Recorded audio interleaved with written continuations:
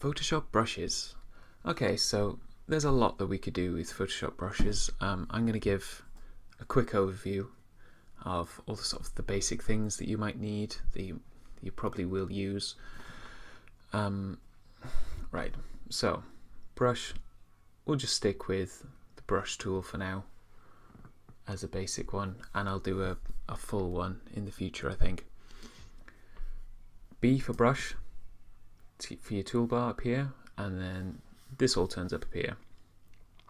So what you've got is you've got your ability to change your size of your brush here. So you see that's 162 pixels there.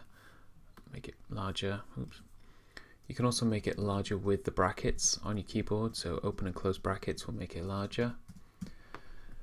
You have the ability to change the color down here. So if you double click on this, you can choose your color, or you can slide this up and down to change the color as well.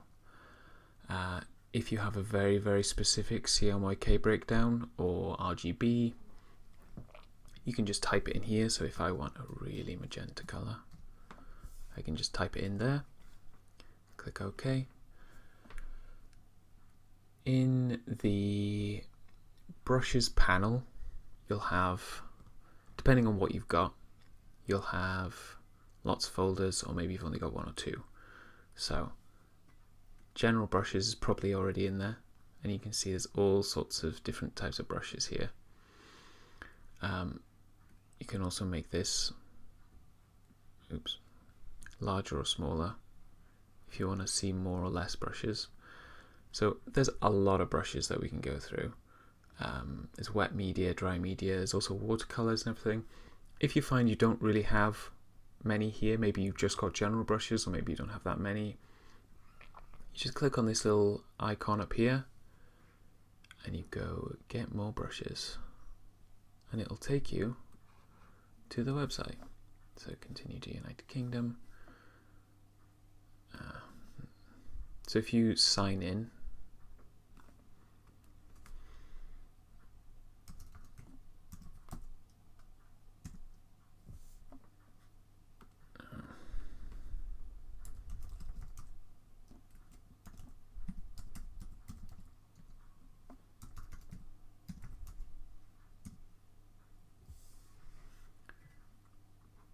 you will get all sorts of options for brushes here, and there are a lot of them. So whatever kind of art you're into making, Photoshop is really pushing the brushes hard now, and there's a lot of really, really good ones. So let's say we want this watercolor pack here.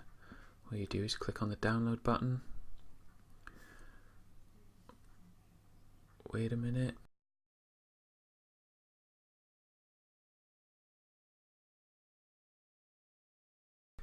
So once it's downloaded, you'll see that it is added it to your brushes here. So if we just click on anything, so let's say like dry media over here, and then we'll make this a little bigger. You can see you're getting, there's all sorts of effects. It's probably worth, instead of me going through them, boring you with each one, is download all the brushes and have a little play. Some of you will be more into watercolor, some of you more into pastels, copiers, or manga stuff, whatever you're doing. There's a brush for you in there somewhere, so have a good play in there, see what you like. There's a couple of sort of buttons that I think would be worth going over so you get to know. Let's go with just a general hard round for now. You need a Wacom really to play with these brushes. A Wacom is ideal. You can do stuff with with just your mouse, but really you need a Wacom to have the full sort of brush experience. Right, so there's a button up here. This button here helps you with pressure sensitivity. So the lighter you press, the thinner the line will become. Or the harder you press, the thicker the line will become. So that's a useful button up there. Let's undo that. So if we turn that one off, this one here is pressure sensitivity, but with the opacity. So you can see the lighter you press, the lower the opacity, the harder you press, the higher the opacity. You can also, if you don't want that, but you do want a lighter color, you can just change the opacity up here. Or you can change it to a stronger color. There's also flow, which is sort of dictates how it's almost like how much paint is on your brush at the time. So that one really comes in handy with, so you can see like the edges there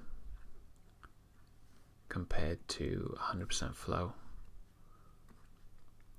It's, you know, especially when you come to working with sort of some of the realistic media brushes, these kind of things really come into their own.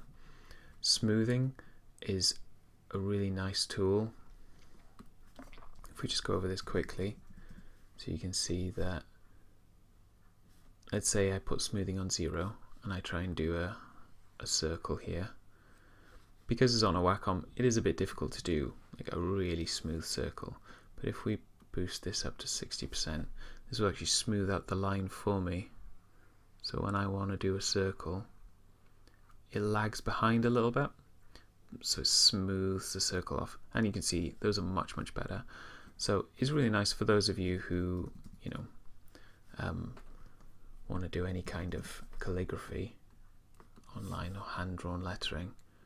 It's really much nicer for any kind of hand calligraphy. So it really gives that nice smooth edge. The one other thing that I've noticed up here is these. So if you're like me and you work predominantly in the Christmas industry, you've got all these little bits here. So let's go down to mandala here. So you've got a symmetry tool. So mandala, let's go the symmetry count of 8, and this comes up. So you can move this about, make it bigger, make it smaller. And with the brush tool, if you go down, so let's say we just go out from here, we can really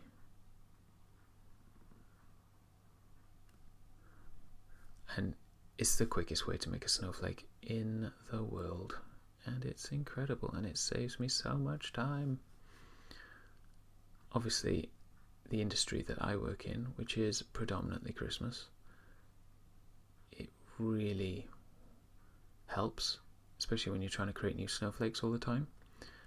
But I'd imagine if you're, you know, drawing anything, this would be useful, to be fair. Any kind of like a face that requires a bit of symmetry, and then you can add the asymmetry on afterwards, so you can just turn the symmetry off then, and then if you wanted to create asymmetry in it, you know, you can just add in pieces, and or you can just go to last symmetry used and just go back to that. There's a whole bunch of them on here.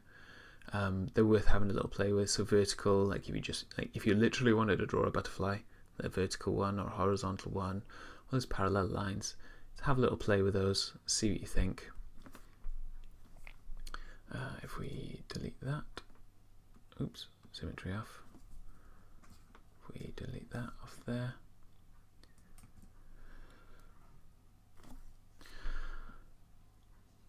so what I would suggest is download the brushes, have a little play with these buttons up here and your colours, and you know, maybe just take an hour just to look at all the brushes.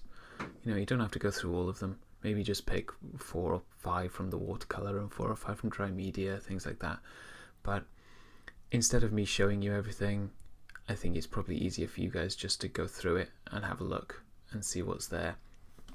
If you do want a much more in-depth thing, I can show you literally everything under the sun, all the settings and everything in here.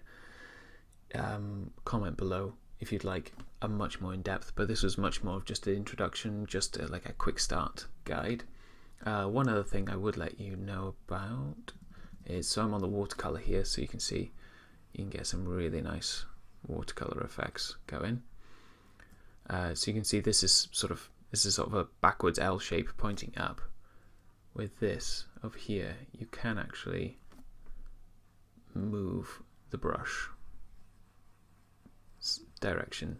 Doesn't really work that well with this because you're basically making sort of watercolor blobs. But with some of them that might be sort of more angular shapes, it's a much better use. So yeah, have a little go, see what you think. If you'd like anything additional or if you're confused by anything, let me know in the comments below.